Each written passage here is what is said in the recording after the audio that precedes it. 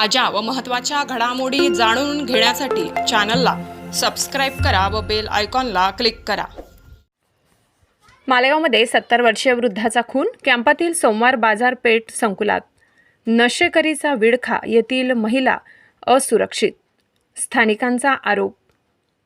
Malegaon camp येथील सोमवार बाजार व्यापारी संकुलात एका अंदाजे 65 ते 70 वर्षीय भीक मागून उदरनिर्वाह करीत असलेल्या वयोवृद्धाचा दगडाने ठेचून खून करण्यात आल्याचा प्राथमिकदर्शी अंदाज आहे।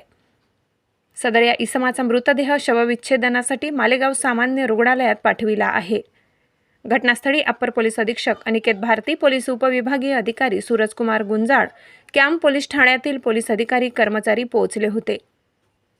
हे सोमवार व्यापारी संकुल म्हणजे नशा करणाऱ्यांचा अड्डा बनला असल्याचे परिसरातील नागरिकांनी सांगितले। या ठिकाणी दररोज सायंकाळी वेगवेगळ्या प्रकारचे नशा करणारे येत असल्याने या परिसरातील किंवा या रस्त्याने ये जा करणाऱ्या महिला या स्वतःला असुरक्षित समजत असून पोलीस व महापालिका प्रशासनाने यावर लक्ष घालावे। मनपाने हे संकुल एकतर सोडून टाकावे। लिलाव झाल्यानंतर हे भाजीपाला ओटे अद्याप सुरू न झाल्याने येथील नागरिकांमध्ये संतापाची भावना निर्माण झाली आहे आणि येणारा नवरात्रीचा उत्सव बघता पोलीस प्रशासनाने या ठिकाणी रात्रीच्या वेळी गस्त घालून या नशेखोरांचा बंदोबस्त करण्याची मागणी येथील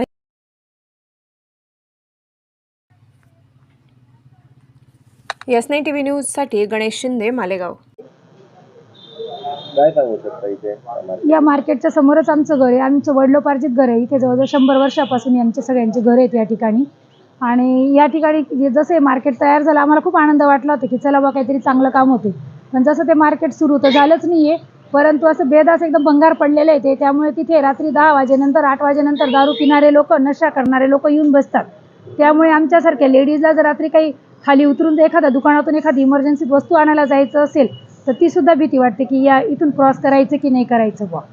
आता पुढे नवरात्रीचे दिवस आहे, मंदिरात जातो माणूस, दांडिया खेळायला जातो, तर अशामध्ये टोळके जर बसलेले असते तर मग स्त्रियांसाठी तर म्हणजे इथल्या सगळ्या स्त्रियांना लाज पण वाटते आणि भीती पण वाटते तिकडून क्रॉस करायची। महानगरपालिकेने हे संकुल बांधलेले किती वर्ष झाले असतील असंच पडून बांधकाम सुरू होतं ते भरपूर आता 15 ते 20 वर्षापूर्वी ते सुरू झालं होतं, पण स्टे आल्यामुळे ते काम पुढे झालेलं नाही।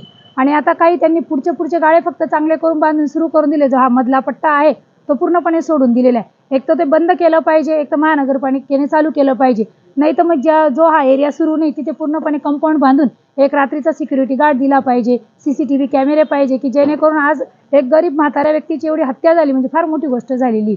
भविष्यात असा काही अनुचित प्रकार या भागात घडू नये आणि सगळे रहिवासी या ठिकाणी रहिवाशांच्या सुरक्षिततेचा सुद्धा आता प्रश्न निर्माण झालेला आहे या ठिकाणी।